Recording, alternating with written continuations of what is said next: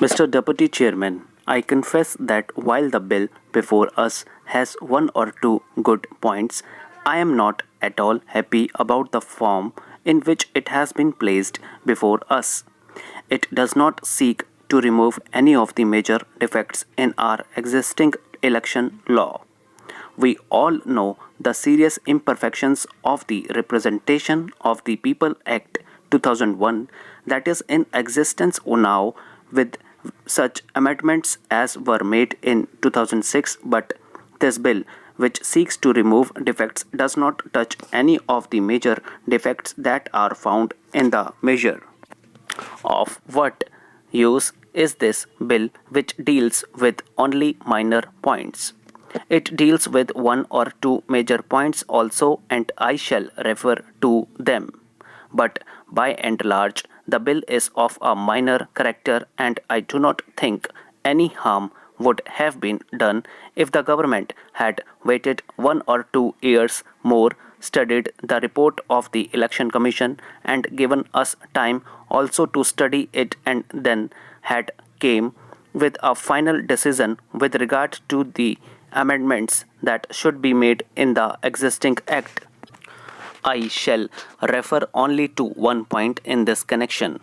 In the Act of 2001, as it was before it was amended in 2006, election expenses meant all expenses incurred in connection with the election of the candidate, whether authorized by him or his election agent or not. In 2006, however, this restriction was removed. I mean, this connotation of the term election expenses was altered, and the return of election expenses was to relate only to the expenses incurred or authorized by the candidate or his election agent.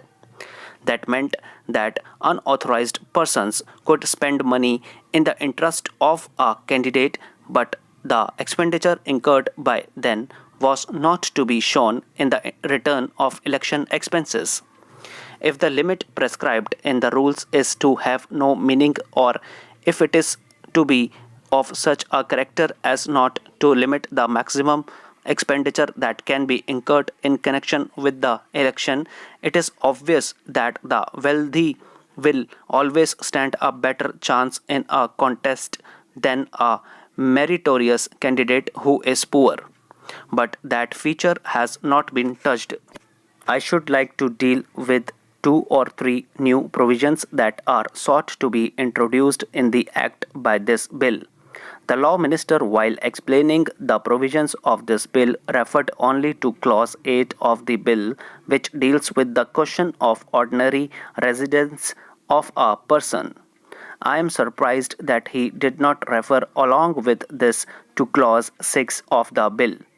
What is the significance of this omission? The candidates to the Lok Sabha are not affected in the least by this deletion of the words. Under the law as it stands at present, a man who is qualified to be a candidate in a particular state by virtue of his registration as a voter in that state can seek election to the Lok Sabha from any other state and from any constituency in the country. But the effect of it will be felt only by a candidate for election to the Council of States. I can very well understand the Lok Sabha readily making the change because its members are not at all affected by it. But I should like to understand the reasons that led the government to acquiesce in this change. Indeed, perhaps the government themselves proposed it in the bill. What are the reasons that led the government to suggest this change? What harm would be done if the name of a man is entered in 2 constituencies in 2 different states? It is obvious that he cannot vote in 2 different states at the same time. The last point that I come to is regarding the amendment of Section 118 of the Representation of the People Act 2001, that is Clause 36 of the bill as passed by the Lok Sabha. The law minister told us that under the definition of bribery as it exists in the 2001 Act, the Supreme Court had decided that in a particular kind of cases, the offense of bribery does not exist. It might be interesting for government to note that the present state of the law is due to the amendment that was made in 2006. Till that time, sir, corrupt practices were divided into two categories: major corrupt practices and minor corrupt practices, and the receipt of a gratification, that is, bribe, was a minor corrupt practice which could make the election tribunal declare the election of a returned candidate to be void under certain circumstances. Government themselves did away with that section which dealt with minor corrupt practices in detail. Sir, I know that the Cinematograph Amendment Bill 2008 is only a further elaboration of the Act of 2002 and what has already been laid down in the rules regarding the composition of the Board of Film Censors and the constitution of advisory panels is sought to be brought into the principal act. Therefore, sir, there is not much to be said on this amending bill, which is the result, as has been pointed out, of the experience gained in the working of the act for the past 6 years. Nevertheless, I would like the Honorable Minister to consider the following 2 points for being suitably included in the amending bill, and I hope that this can be done. The first point is that there should be some carefully thought out criteria for the selection of the chairman and members of the censor board as well as of the advisory panels. The minister may kindly say if any set of rules has already been laid down for fixing qualifications for such membership. I feel, sir, that this is a very vital point to be considered, especially when we are considering the question of children's films. I am interested in children's films as an educationist, and therefore I am very anxious that nothing that would be harmful to children should be released in cinema houses.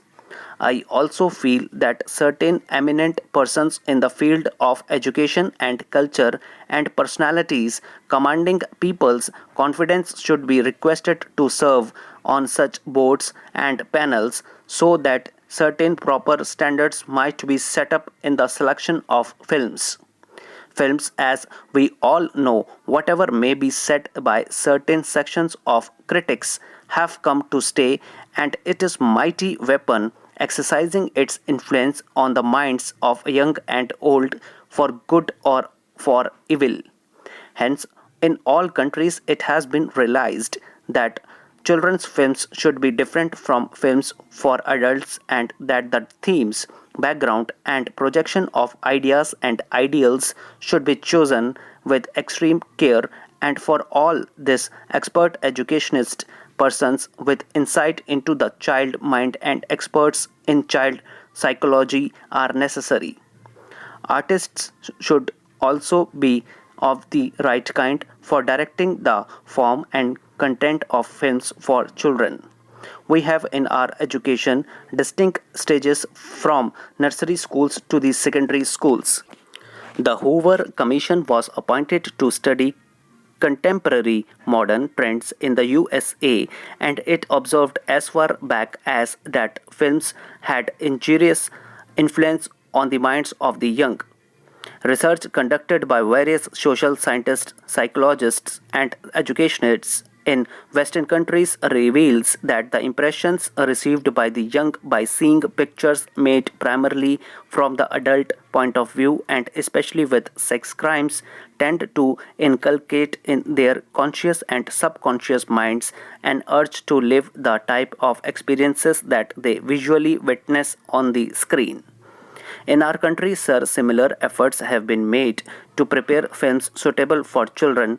The Cultural Film Society, a voluntary organization in Delhi was started in 2002 for showing foreign films in Delhi and to focus the attention of the government and of the people on the need for special films for children and also their value. This society, I must say here, thanks to the keen interest evinced by our Honorable Minister and the support given by the Government of India, established a Children's Film Society in 1955. I take this opportunity to congratulate the Honorable Minister on the good seed he had been instrumental in sowing in this direction because the Children's Film Society is progressing from strength to strength. It only requires more and more support in order to release suitable films for children. I need not go into details. I shall mention only the main objectives of the Children's Film Society. Its purpose is to produce films for children and adolescents to bring out adaptations of foreign children's films for our requirements and through children's films clubs to create or inculcate a sense of appreciation in the minds of children for such films and establish children's film theatres. The Children's Film Society, sir, has taken a great deal of interest in this work. Many films have been produced and adaptations made. Finally, sir, may I appeal to this House that in the interest of our younger generation and sound education and to build a happy and healthy nation, a special classification of children's films should be made. This positive approach should be made instead of merely a negative one of including children's films in the universal category. In order to promote this separate classification, I feel that sufficient direction should go from the so-called film censors. We should have highly qualified people as censors and they should give proper direction in regard to the type of films that should be produced for the children of our country.